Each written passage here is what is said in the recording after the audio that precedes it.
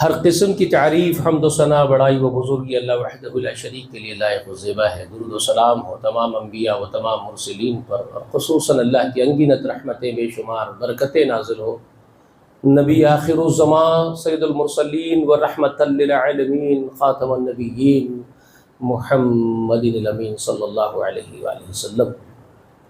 سلام ہو آپ کے اہل بیت پر، سلام ہو آپ کے تمام خلفائے راشدین وہ تمام اصحاب پر، اور سلام ہو نیک صالحین اللہ کے بندوں پر۔ سامعین و سامعات، کائنات کل کو پیدا کرنے والا اور سارے عالم میں، سارے سنسار میں جتنی مخلوقات کو اس نے پیدا کی ہے، اس سب کی حاجتیں پوری کرنے والا، اور سارے عالم میں الوہیت کے مقام پر عبادت کے لائق وہی یکتا اکیلا، جس نے جناتوں اور انسانوں کو بھی اسی مقصد کے لیے پیدا کیا کہ وہ سب اسی کے بندے بن کر کے رہیں، اسی کی عبادت کرتے رہیں۔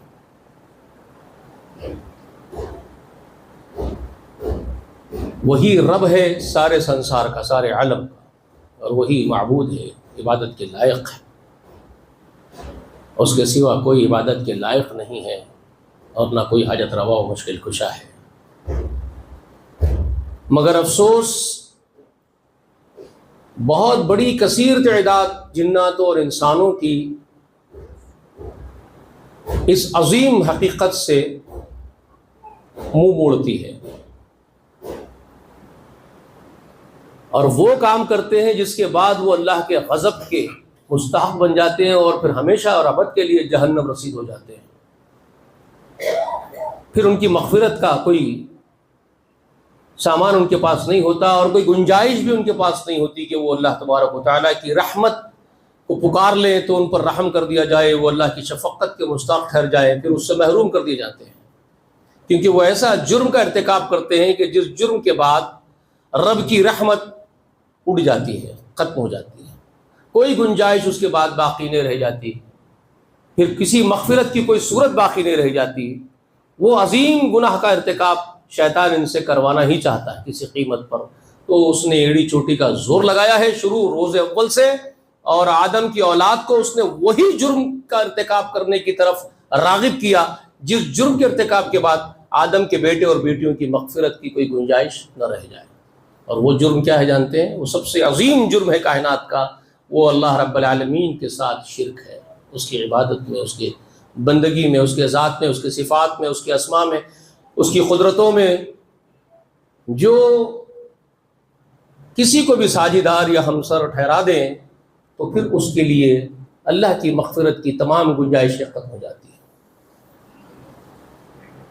اور یہ انسانوں کا دشمن، آدم کا دشمن، آدم کی اولاد کا دشمن اس بات کو بہت اچھا جانتا ہے، وہ بھی جانتا ہے، اسے معلوم ہے کہ یہی وہ جرم ہے جس کے بعد آدم کی اولاد بخشی نہیں جا سکتی۔ باقی سب گناہوں کے بارے میں وہ جانتا ہے کہ وہ رب کی رحمت کو جانتا ہے، وہ اس بات کو جانتا ہے، اس کو اللہ کی معرفت ہے۔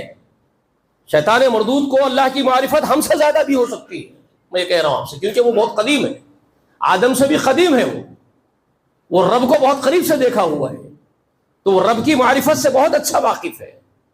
تو وہ اس بات کو جانتا ہے کہ پروردگار جو ہے ہم سب کا، ابلیس کا بھی پروردگار وہی ہے، وہ اس کو معلوم ہے میرا پروردگار بھی وہی ہے، ابلیس کو معلوم ہے کہ میرا خالق بھی وہی ہے، میرا معبود بھی وہی ہے، اس کو سب معلوم ہے، اور وہ شریک نہیں کرتا۔ آپ یاد رکھ لیجئے، یہ بات سن لیجئے، وہ کسی کو شریک نہیں ٹھہراتا اللہ کے مقابلے میں، وہ نہیں ٹھہراتا، وہ ڈرتا اسی سے اور لڑتا اسی سے۔ کیا کرتا ہے وہ ڈرتا بھی اسی سے اور جھگڑتا بھی اسی سے، اور نافرمانی بھی اللہ کی کرتا ہے، اور اس کو معلوم ہے نافرمانی کا صلہ کیا ہے، یہ اس کا مقدر ہے، یہ اس کا اپنا مقدر ہے۔ لیکن وہ اس بات کو خوب جانتا ہے کہ رب بہت رحمت والا ہے، بہت رحم والا ہے، بہت رحم والا ہے۔ اگر بندے بہت بڑے بڑے گناہ بھی کر دیں تو شاید وہ رب ان کو معاف کر دے، وہ جانتا ہے، شاید رب کی محبت جوش مارے تو وہ ان کو معاف ہی کر دے۔ مگر وہ ایک بات جانتا ہے کہ ایک ایسا گناہ ہے جس کے بعد رب کی رحمت جوش نہیں مارتی بلکہ غضب جوش مارتا ہے، اس کے بعد جہنم رسید ہونا یقینی ہے، اس کے بعد معافی کا کوئی سامان نہیں، کوئی گنجائش نہیں ہے، وہ جرم کرانا وہ چاہتا ہے، اور وہ جرم ہے اللہ کی توحید میں گڑبڑ کرا دیتا ہے آپ سے، جس کے بعد معافی کی گنجائش نہیں ہے۔ اب یہ باتیں آپ کو جو بتایا یہ بنیادی باتیں سمجھ لیجئے، یہ بہت بنیادی قاعدہ میں نے آپ کو بتا دیا۔ اب اس کے بعد ایک بات یاد رکھ لیجئے، اگر سارے جنات سارے انسان توحید کا انکار کر دیں، اللہ کی الوہیت کا انکار کر دیں، ربوبیت کا انکار کر دیں، تو اللہ رب کبریا کا کچھ بھی بگڑنے والا نہیں ہے۔ اس کی شان جو ہے وہی ہے، اس کی شان میں ایک رتی برابر کی نہ آپ کمی کرنے والے ہیں نہ آپ زیادتی کرنے والے ہیں، سب جنات انسان مل کر کے۔ وہ اپنے آپ محبوب ہے، اپنے آپ الہ ہے، الہ العالمین وہی ہے، رب العالمین وہی ہے، آپ مانے نہ مانے سب اس کو کوئی فرق پڑنے والا نہیں ہے۔ تو وہ سورہ آل عمران میں اس بات کو بڑے زور دے کر کے اللہ نے بیان فرمایا ہے۔ دیکھیں یہ دو صورتوں کے بارے میں یاد رکھ لو آپ، بقرہ اور آل عمران، ان دونوں کے بارے میں جانتے ہیں؟ قرآن مجید کی صورتوں کو بھی ایک دوسرے پر فضیلتیں ہیں۔ صورتوں کو، کائنات میں ہر چیز کو اللہ نے ایک دوسرے پر فضیلتوں پر مبنی رکھا ہے، ہر چیز کو۔ فرشتے بنائے تو اللہ نے فرشتوں میں بھی فضیلت والے فرشتے الگ رکھے، سمجھے آپ؟ فرشتوں کا سب کا سردار بنایا جبرائیل کو، سب سے اونچا مقام اس کو عطا کیا، پھر میکائیل کو بنایا، ان کو اس کے بعد نائب بنا کر کے رکھا۔ اس طرح اللہ تعالیٰ نے ملائکہ میں بھی درجے رکھے، انبیاء کو اللہ تعالیٰ نے چنا، تمام مخلوقات کو اگر آپ دیکھتے ہیں پوری خلق کو اللہ تعالیٰ کی، اس میں سے انسان کو اللہ نے منتخب کر لیا، انسان کو، آدم کو اور اس کے اولاد کو اشرف المخلوق ہونے کے لیے فضیلت عطا کر دی، یہاں تک کہ فرشتوں کے اوپر بھی فوقیت دے دی۔ تو اس طرح اللہ تعالیٰ نے ہر چیز کو ایک دوسرے پر فضیلت دی، انسان کو فضیلت تمام مخلوقات پر دی، انسانوں کے اندر سب آدم ذات میں انبیاء کو فضیلت دی تمام انسانوں کے اوپر، تمام نبی جو سوالات کی تعداد بیان کی گئی کم و بیش کم زیادہ ان کی فضیلت ہے۔ پھر انبیاء میں رسولوں کو فضیلت دی گئی، پھر رسولوں میں 5 ہستیوں کو ان پر بھی فضیلت دی گئی، نوح علیہ السلام، ابراہیم علیہ السلام، موسیٰ، عیسیٰ، محمد رسول اللہ علیہ السلام، ان سب کو فضیلت دی۔ پھر ان سب میں بھی محمد رسول اللہ کو سب سے بڑی فضیلت کی۔ خلق میں جتنی خلق پیدا کی، جتنی خلق، آسمان، زمین، سورج، چاند، ستارے، فرشتے، انسان، جنات، جتنی حیوان، نباتات، جماعتات، جتنی خلق اللہ نے پیدا کی ہے پورے سنسار میں، ان تمام خلق میں سب سے افضل بنایا افضل الخلق محمد صلی اللہ علیہ وآلہ وسلم، سب سے بلند، سب سے بلند۔ تو فضیلتیں اللہ نے دی، تو صورتوں کو بھی دی، قرآن کی صورتوں کو بھی، جسے کتابوں میں آپ دیکھ رہے ہیں تمام کتابوں میں فضیلت دی قرآن کو، قرآن کی تمام صورتوں اور آیتوں میں بھی فضیلتیں ہیں۔ صورتوں میں فضیلت دی کس کو؟ قرآن کی صورتوں میں کس کو فضیلت ہے؟ سورۃ البقرہ، جس کے بارے میں رسول اللہ فرماتے ہیں کہ پوری قرآن کا کوہان ہے، سردار ہے، اور 6666 آیات میں سرداری کس کو حاصل ہے؟ پورے آیات میں آیت الکرسی کو، جو سورہ بقرہ ہی کے اندر رکھی ہوئی ہے، کیونکہ وہی سردار سورت ہے، اسی میں ہو سکتی ہے وہ جو سب سے بڑی سردار ہے، اور کہاں جائے گی؟ وہ وہیں بیٹھے گی، اس کو وہاں رکھا۔ اس کا مقام اب یہ ہو گیا کہ جتنی آسمانی کتابیں نازل ہوئی ہے زمین پر، کیونکہ تمام کتابوں کی مہیمن نگہبان کتاب قرآن ہے، یعنی قرآن کی فضیلت تمام آسمانی کتابوں میں ہے۔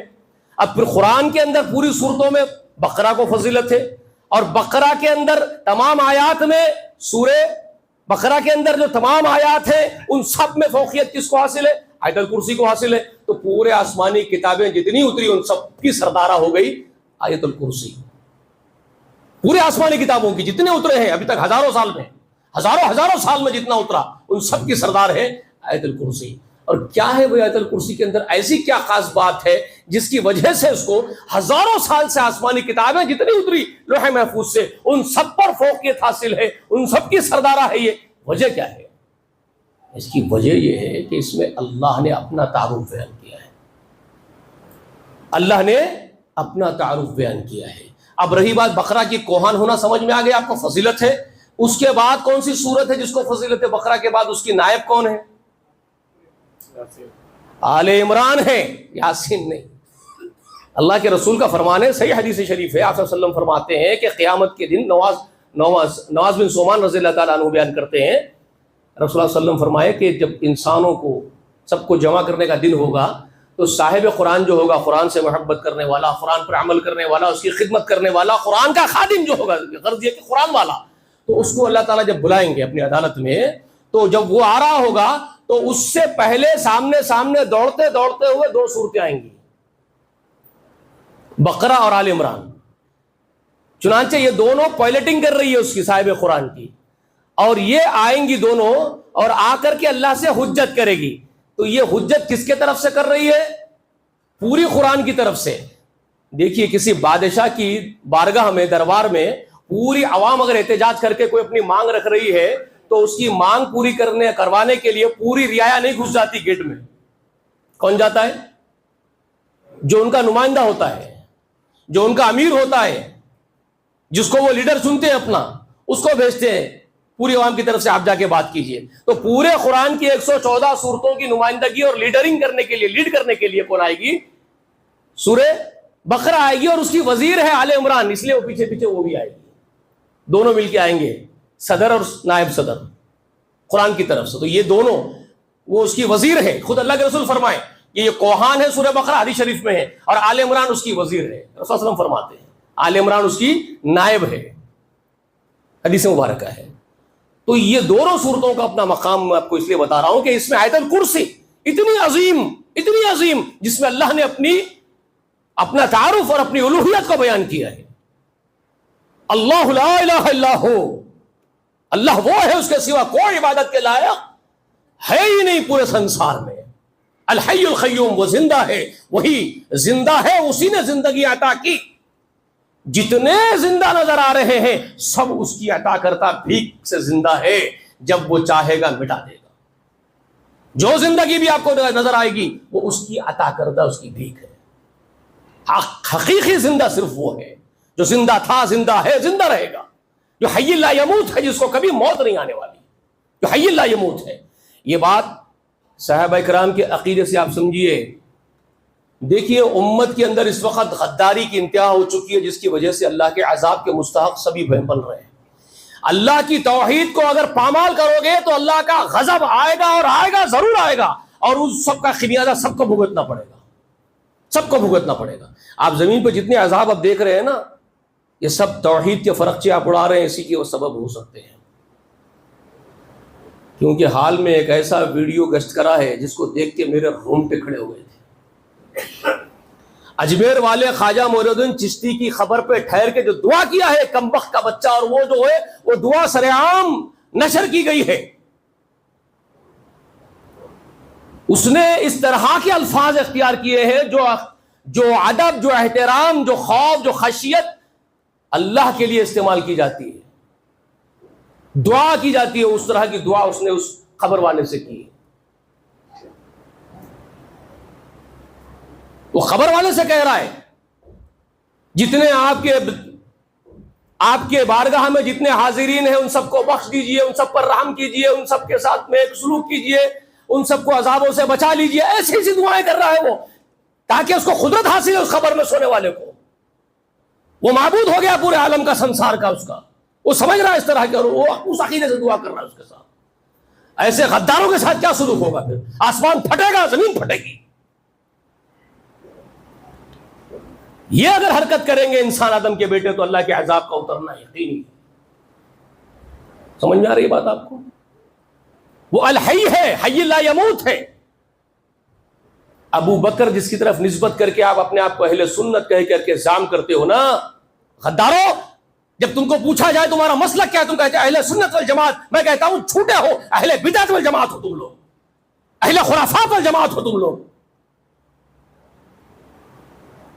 کیا ہے یہ تمہاری حرکت؟ تم کہاں سے اہل سنت ہو گئے؟ اہل سنت والجماعت کا امام ہے ابو بکر. رسول اللہ کی وفات جس دن ہوئی، سیدنا عمر فاروق رضی اللہ تعالی عنہ ہوش کھو بیٹھے ایک غم کے اندوہ کی وجہ سے. رسول اللہ کا جانا ان کے لیے کوئی معمولی غم نہیں تھا. ان کی پوری اولادیں بیک وقت ختم ہو جاتی نا.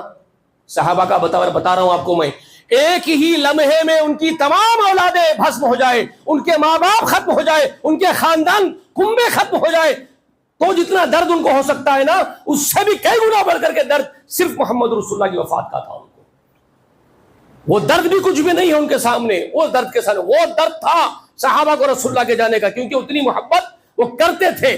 خاندانوں سے، کنبے سے، اولاد سے، ماں باپ سے سب سے زیادہ محبت رسول اللہ سے کرتے تھے. کوئی معمولی غم نہیں تھا ابو بکر، عمر کے لیے، ابو بکر کے لیے، سب کے لیے. تو عمر ہوش کھو بیٹھے تھے اور قبول کرنا تیار نہیں تھے. رسول اللہ صلی اللہ علیہ وسلم وفات ہو گئی ہے رسول اللہ کی. تلوار کھینچے نکال لیے تھے اپنی اور ادھر ادھر پھر رہے تھے. کوئی اگر بولے رسول اللہ صلی اللہ علیہ وسلم کو موت آئی ہے، میں گردن کاٹ دوں گا اس کی. جیسے موسیٰ کلیم اللہ طور پہ گئے تھے، ان کو صحیفے اللہ تعالیٰ دے کے بھیجے تھے، میرے نبی کو بھی اللہ نے بلایا ہوگا، میرے نبی واپس آئیں گے. اس طرح کی بچوں جیسی باتیں کر رہے محبت غم کی وجہ سے.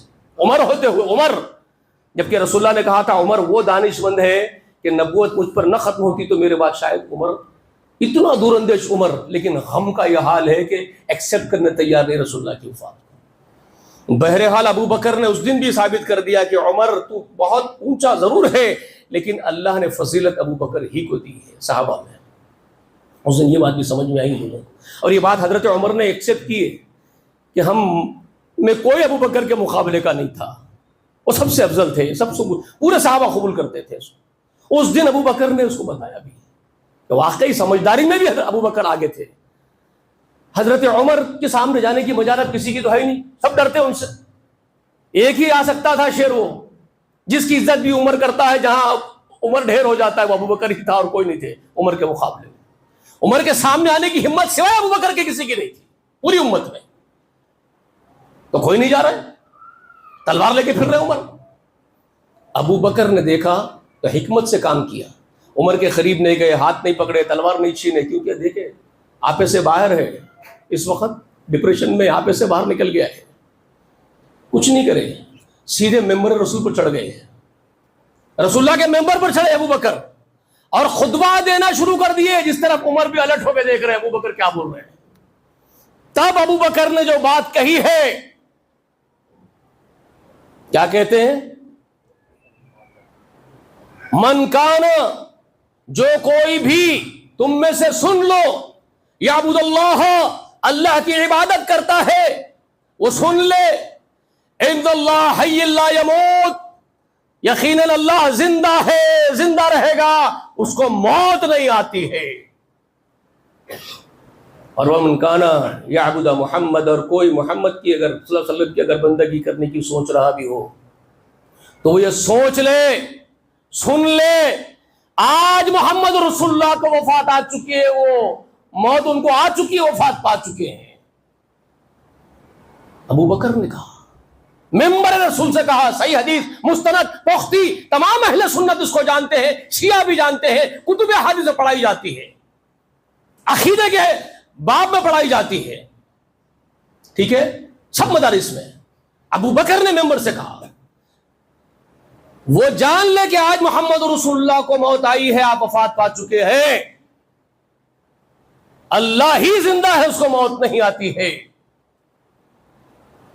اس کے بعد سورہ آل عمران میں سے وہ آیت پڑھی، وما محمد الا رسول قد خلت من قبلہ الرسل.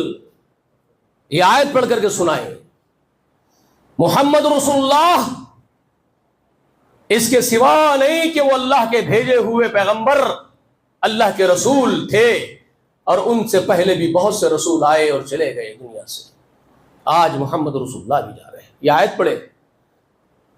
اور وہ جنگ احد کے وقت اتری تھی وہ آیت، جب لوگ بھاگ رہے تھے جنگ چھوڑ کر کے، تو اللہ نے ان سے کہا تھا اگر میرے نبی محمد کو موت آ جائے، وہ شہید کر دیے جائیں، تو تم لوگ اسلام سے بھاگ جاؤ گے، اگر تم اسلام سے ایڑی چوٹی کے زور بھاگو گے اللہ کا تم نقصان نہیں کرو گے، تم اپنا نقصان کرو گے۔ یہ آیت جو سورہ آل عمران میں ہے یہ ابو بکر نے ممبر رسول سے پڑھ کے اس دن سنائی، تو حضرت عمر دیوار کو ٹیک لگائے، ایک دم نڈھال ہو گئے، جو کھڑے ہوئے تنے کھڑے تھے ایک دم ٹیک لگا کر کے گھسرتے ہوئے نیچے بیٹھ گئے تھک کے، یعنی ختم ہو گیا وہ یقین ان کا کہ رسول اللہ پلٹ کے آئیں گے، جو سوچ رہے تھے لوگوں کو بول رہے تھے اب ختم ہو گیا ان کا، ٹوٹ گئے وہ، اب رونا شروع کر دیا، عمر چلے گئے، میرے نبی میرے حبیب موت آ گئی، ختم ہو گیا۔ ابو بکر نے کہا، اس کے بعد عمر کیا کہتے ہیں، یہ قرآن کی آیت کو تو ہم روز پڑھتے ہیں، بہت اچھا جانتے ہیں، مگر مجھے ابو بکر کی زبان سے ممبر سے سن کے ایسے لگ رہا تھا گویا یہ ابھی وحی اتر رہی ہے ابو بکر، مجھے ایسے محسوس ہو رہا تھا۔ کیا معلوم ہوا میرے بھائی، صحابہ کا یہ عقیدہ ہے، اللہ ہی حی لا یموت ہے۔ وہی بات اللہ تعالیٰ سورہ بقرہ کی آیت نمبر 256 جو آیت الکرسی ہے، اس عظیم آیت میں جو سردار ہے پورے آسمانی کتابوں کی، اس میں بیان فرما رہے ہیں اللہ لا الہ الا هو الحی، وہ زندہ ہے، اسی لیے وہ عبادت کے لائق ہے، کوئی اور اس کی زندگی جیسا نہیں ہے تو کوئی عبادت کے لائق نہیں ہے۔ یہ بات تمہارے پڑھنے نہیں پڑتی غداروں، ایک مرنے والے کی خبر پر ٹھہر کر تم اس کو اللہ جیسا بنا دیتے ہو، جو مر گیا دفن ہو گیا، جس کی جنازہ پڑھا دی گئی، جس کو کندھا دے دیا گیا، جس کو کفن لپیٹ دیا گیا، جس کو خبر میں اتار دیا گیا، جس پر مٹی ڈال دی گئی، تم اس کو اس زندہ جاوید کے جیسا سمجھ کے اس کو پکارتے ہو، تم کو شرم نہیں آتی؟ تمہارا یہ عقیدہ ہے اور تم اپنے آپ کو محمد رسول اللہ کی امتی سمجھتے ہو، تم اہل سنت اپنے آپ کو سمجھتے ہو، کہاں سے ہو گئے تم؟ سارا سنسار بھی انکار کر دے اللہ کی توحید کا۔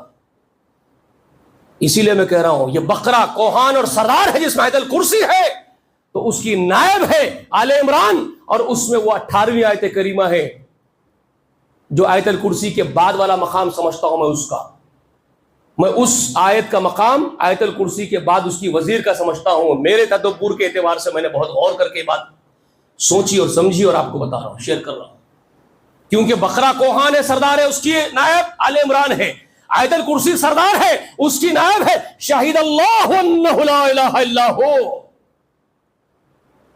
اللہ اس بات کا گواہ ہے، اللہ خود گواہی دیتا ہے اس بات کی کہ اس کے سوا کوئی عبادت کے لائق نہیں، والملائکۃ، اور تمام فرشتے اس بات کی گواہی دیتے ہیں اس کے سوا کوئی عبادت کے لائق نہیں، وَأُولُو الْعِلْمِ قَائِمًا بِالْقِسْطِ، اور جو عدل پر ہمیشہ قائم رہتے ہیں تا عمر، وہ عدل پر رہنے والے اللہ کے مواحد غلام بندے بھی فرشتوں کے ساتھ اس بات کی گواہی دیتے ڈنکے کی چوٹ پہ کہ اللہ کے جیسا کوئی ہے ہی نہیں، کوئی اس کے سوا عبادت کے لائق نہیں۔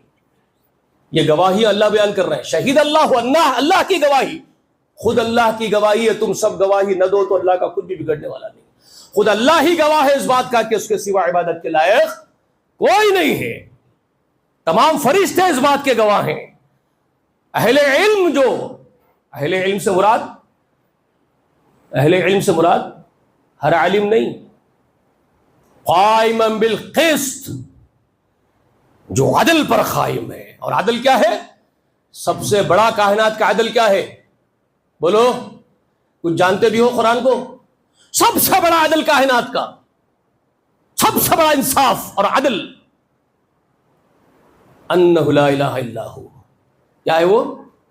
انہ لا الہ الا ہو، اس کے سوا کوئی عبادت کے لائق نہیں، یہ سب سے بڑا کائنات کا عدل ہے۔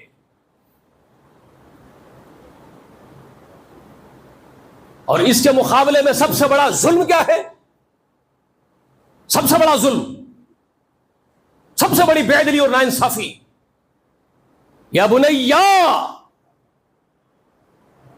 لقمان کہہ رہا اپنے بیٹے سے، لا تشرک باللہ ان الشرک لظلم عظیم، میرے بچے اللہ کے ساتھ کسی چیز کو اس کا شریک نہ ٹھہرا، یہ کائنات کا سب سے عظیم، سب سے بڑا ظلم ہے، یہ سب سے بڑا ظلم ہے، سب سے بڑی بے عدلی اور ناانصافی ہے۔ سمجھ میں آئی بات؟ اور یہ عدل پر جو علماء ہے وہ علماء حق ہے، وہ علماء حق ہے جو اس بات کے گواہ ہیں کہ اللہ کے سوا کوئی عبادت کے لائق نہیں۔ اب رہی بات یہ جو عبادت جو لفظ آیا ہے نا، یا یہ اللہ کے لیے جو الہ ہونے کا لفظ آیا نا، الہ العالمین کا، اس کے ڈیپتھ کو جانا ہے، اس کی گہرائیوں تک اترنا ہے، اس کو اپنے عمل سے ثابت کرنا ہے، زبانوں کی نوک سے محض کہنے سے نہیں ہوگا۔ یہ بات دوسری ہے، یہ بہت ڈیپتھ کی بات ہے۔ یہ کہہ دینے سے کیا ہوگا؟ جیسے کہ اقبال نے کہا تھا، بہت غور و فکر کے بعد۔ اقبال کیا تھا معلوم ہے آپ کو؟ اقبال کو اللہ تعالیٰ چنے تھے ایک صدی میں۔ صدیوں میں ایسے لوگوں کو اللہ تعالیٰ ہی اٹھا دیتے ہیں جو بہت ذہین، بہت بردبار، بہت مفکر ہوتے ہیں۔ ان میں سے ایک اقبال تھا، ہمارے ہندوستان کے لیے ایک نعمت تھا وہ، ہمارے بھارت کے، ہندوستان کے لیے، پورے خطے کے لیے ایک اللہ کی نعمت تھا وہ۔ بہت دور اندیش تھا، بہت گہری باتیں کرتا تھا، بہت ڈیپتھ میں جا کے سوچتا تھا، دور اندیش تھے اقبال۔ زبان سے کہہ بھی دیا لا الہ تو کیا حاصل، دل و نگاہ مسلمان نہیں تو کچھ بھی نہیں، اقبال کہتے ہیں۔ زبان سے کہہ بھی دیا لا الہ تو کیا حاصل، دل اور نگاہ، وہ اگر اللہ کے فرمانبردار نہیں ہے، مسلم نہیں ہے، جو گواہی تمہاری زبان دے رہی ہے اللہ کے سوا کوئی معبود نہیں، تمہارا دل بھی اس کو ثابت کرے، تمہارا قلب بھی اس کو ثابت کرے، تمہاری نگاہیں، تمہارے اعضائے جسم بھی اس بات کو ظاہر کرے، اس بات کو ثابت کرے، تمہاری زبان کی گواہی کے ساتھ ان کا بھی میل ہو۔ سمجھ میں آئی بات؟ تو بات بنے گی، ورنہ صرف زبان بکتے رہے گی تو اس کا اثر کچھ نہیں ہے۔ اور آج مواحدین اپنے آپ کو کہنے والے جو علماء بنے ہوئے ہیں، جو علماء حق سمجھ کے پھر رہے ہیں معاشرے میں، جو توحید کا جھنڈا اٹھائے ہوئے ہیں، لیکن یہ بھی ایک معنوں میں چھوٹے موٹے غدار ہی ہے۔ یہ توحید کا جھنڈا اس لیے اٹھائے ہیں کہ یہ دکھا کر کے اپنے پیٹ پالنا چاہتے ہیں۔ ان کے قلوب اس بات کے لیے تیار نہیں ہے ماننے کے لیے کہ اللہ ہی ہمارا معبود ہے۔ ان کے قلب نہیں جھکے جاتے، ان کی روحیں نہیں جھک رہی ہے۔ جی، وہ چندے کھا کے خوش ہے۔ مشکل ہے، بہت مشکل ہے، بہت مشکل ہے۔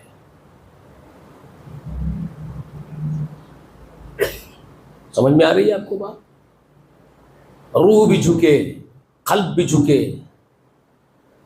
ثم تلین جلودہم وقلوبہم الی ذکر اللہ ذالک ھدی اللہ یہدی بہ من یشاء ومن یضلل اللہ فما لہ من ہاد۔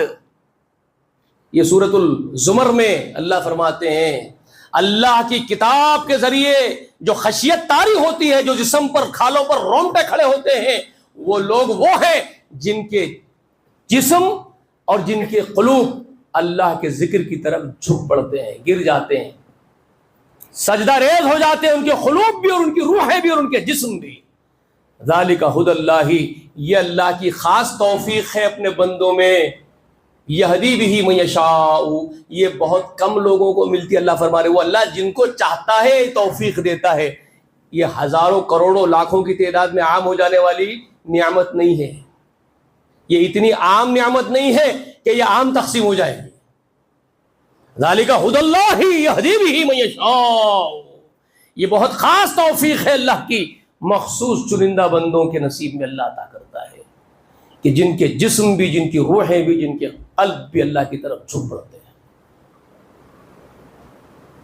سمجھ میں آئی بات آپ لوگوں کو؟ اسی لیے میرے استاد محترم جو سید معین الدین صاحب کہا کرتے تھے، سوال پوچھتے تھے ڈانٹتے ہوئے ہم لوگوں کو، بیٹے بولو سب سے بڑی نعمت، سب سے بڑی نعمت کیا ہے؟ جی، یہ جس کی میں بھی ذکر کر رہا ہوں سورہ زمر میں، ذالک ھدی اللہ یہدی بہ من یشاء، اللہ کی طرف سے ملنے والی ہدایت، وہ ہدایت، وہ توفیق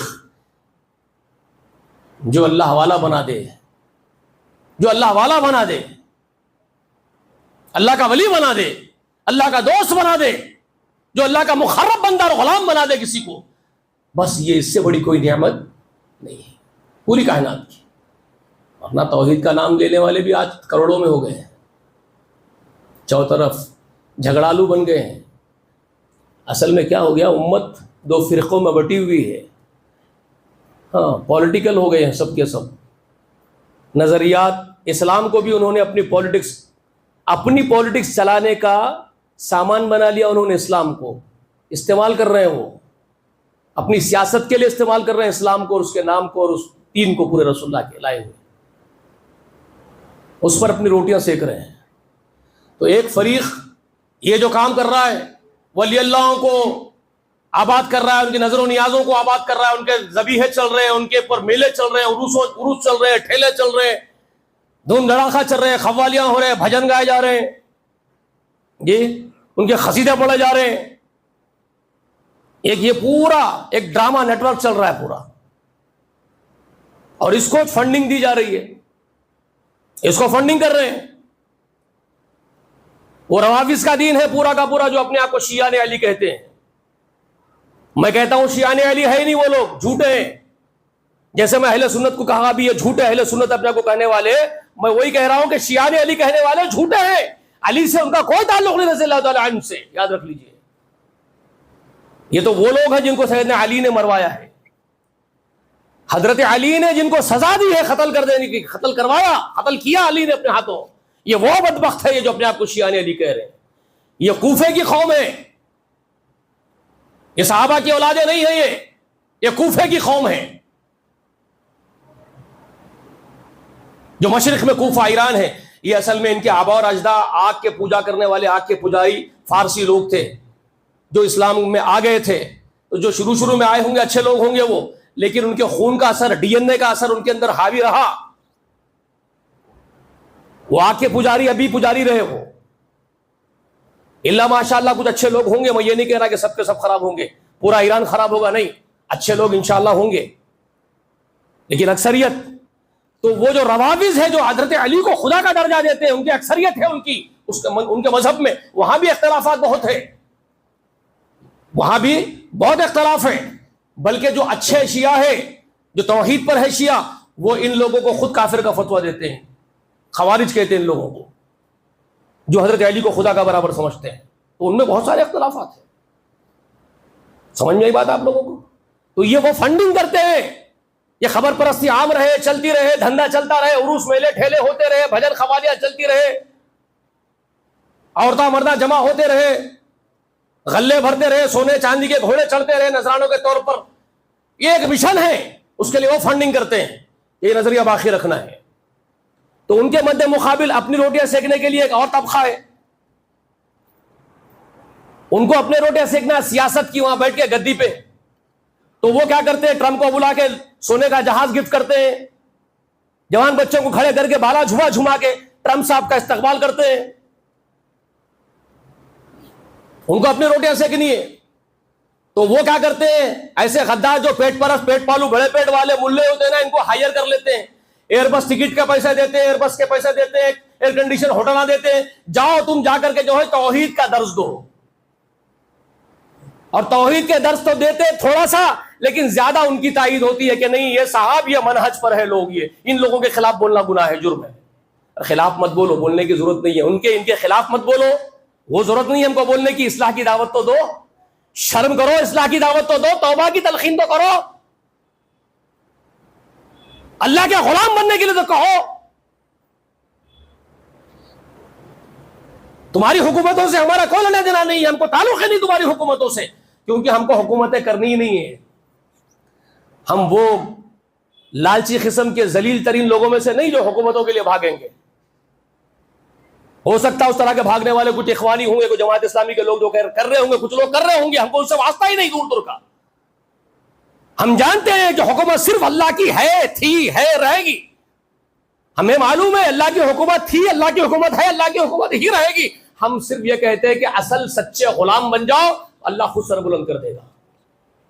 سچے غلام تم بن جاؤ تو اللہ خود سر بلند کر دے گا، تم کو کوئی ضرورت ہی نہیں پڑے گی کچھ کرنے کی، تم صرف سچے غلام بن کے دکھا دو اللہ کے۔ تو یہ کون سی غلامی ہوئی تمہاری؟ یہ اللہ کے غداروں، اللہ کے دشمنوں کے سامنے ان کی جی حضوری کرنا، یہ کون سی تمہاری اللہ کے ساتھ وفاداری ہوئی؟ بات سمجھ میں آ رہی ہے آپ کی؟ نہیں آ رہی ہے۔ رسول اللہ کے دین کے فرقچے اڑا دینا، رسول اللہ کے دین کے ساتھ غداری کرنا، ارے اس سے تو بہتر ہوتا تم خاموش ہو جاتے، کسی طرف نہیں جاتے، تم کسی طرف نہیں جاتے، بالکل خاموش ہو جاتے، نہ ان کی تائید نہ ان کی تائید، تم اللہ کے غلام بن کر کے اللہ پر توکل کر کے بیٹھتے ہیں۔ تعمر نہیں کیا تم لوگوں نے، تم تو ایسے غدار ثابت ہوئے کہ اپنے مفادات کے لیے اپنے ہی بزرگوں کو مار دیا اپنے ہاتھوں سے، تم گدیوں کے لیے اپنے آبا رضا کو، اپنے چچاؤں کو مار دیا، تم کو شرم نہیں آتی؟ سدھر جاؤ، اب بھی وقت ہے، ہم ڈائریکٹ نہیں بول سکتے، ارے اندر رہ کے بولنے والوں کو تم نے نہیں بخشا ہے، آج پتہ نہیں بیچارے کہاں ہیں، تمہارے اندر رہ کر کے، تمہارے بازو بیٹھ کر کے تمہاری اصلاح کی بات کرنے والوں کو تم نے غائب کر دیا۔ تو ہم پڑوسی ملکوں سے تم کو صدائیں دے رہے ہیں، اللہ کے لیے پکار رہے ہیں کہ توبہ کرو، تمہارے جرائم کی وجہ سے اللہ کا عذاب آئے گا تو مسلمان فتنے میں پڑ جائیں گے۔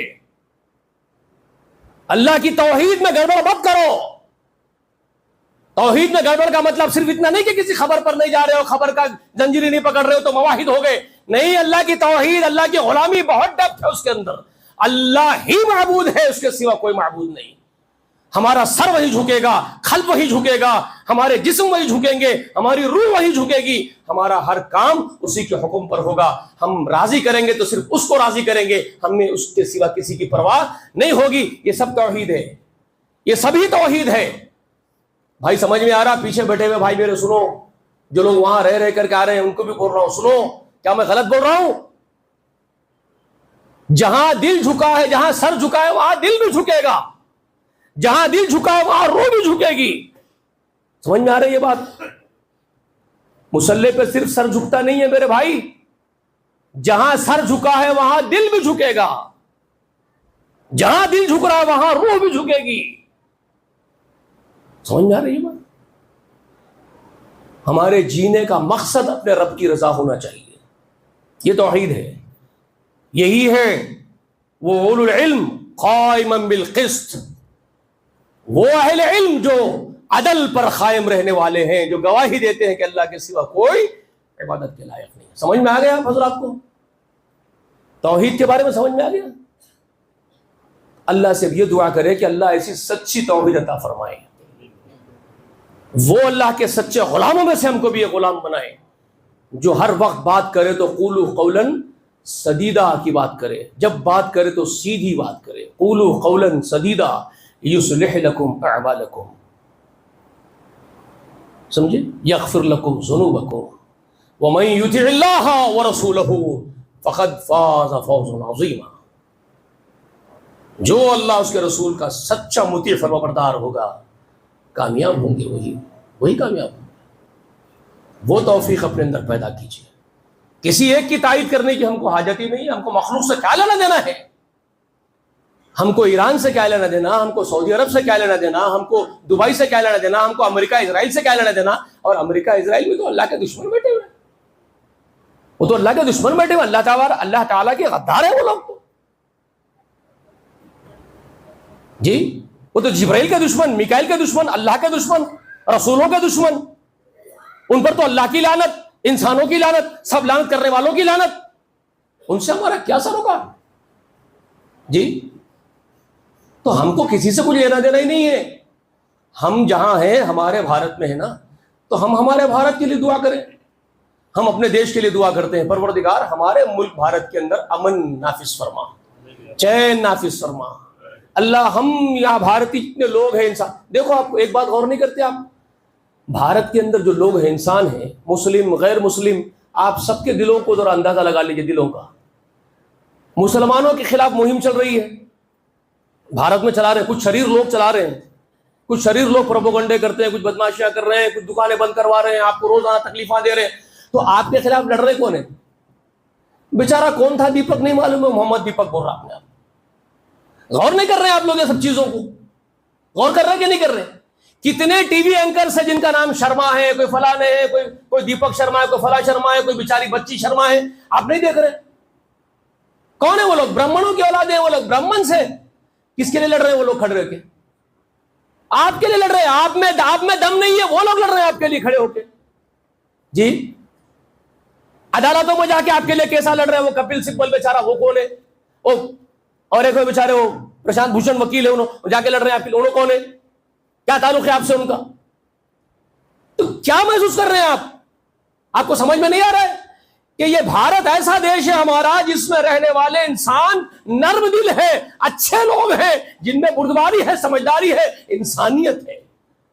تو ان کے لیے دعائیں نہیں کریں گے ہم تو ضرور دعائیں کریں گے کہ پروردگار ان کے دلوں میں مزید نرمی پیدا کر دے، ان کو اور تیرے قریب کر لے، تیرے سچا غلاموں میں سے ان کو بھی ایک بنا لے.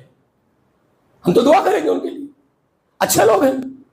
تو آپ اپنے ملک کی فکر کیجئے، یہاں امن سکون اور چین باقی رہے، اس کے لیے کچھ کوشش و کاوش کیجئے یہ کام کرنے کے.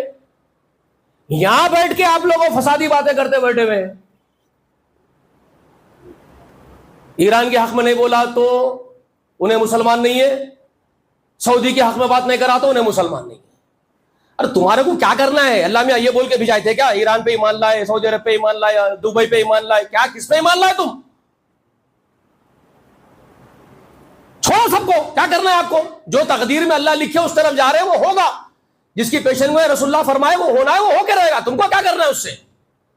تم اپنے رب کو راضی کرو، تم محمد رسول اللہ کے خادم بنو دین کے، تم قرآن کو، سنت کو، رسول اللہ کی لائی ہوئی توحید کو تم سربلند کرو. وقت فرصت ہے کہاں، کام ابھی باقی ہے. نور توحید کا اتمام ابھی باقی ہے. سمجھ میں آئی بات آپ کو؟ آپ کے پاس فرصت ہو گئی کیا؟ نہیں ہے بھائی فرصت، وقت فرصت ہے کہاں، کام ابھی باقی، بھی بہت کام کرنا ہے. میں تو کہہ رہا ہوں جتنے غیر مسلم بھائی اللہ کے غداری نہیں کر رہے ہوں گے، جیسا کہ ابھی ذکر کرا میں بہت سارے لوگ ہیں، میں تو ایسے پنڈتوں کو دیکھ رہا ہوں صاحب، زعفرانی کپڑے پہنے ہوئے، بڑے بڑے بوٹو لگائے ہوئے پنڈت محمد رسول اللہ کی تعریف کر رہے ہیں، ان کی سیرت پڑھ پڑھ کے سنا رہے لوگوں کو رسول اللہ ایسے تھے، اور اللہ کی کلمے پڑھ رہے توحید کے، قل اللہ احد پڑھ کے سنا رہا ہے ایک پنڈت.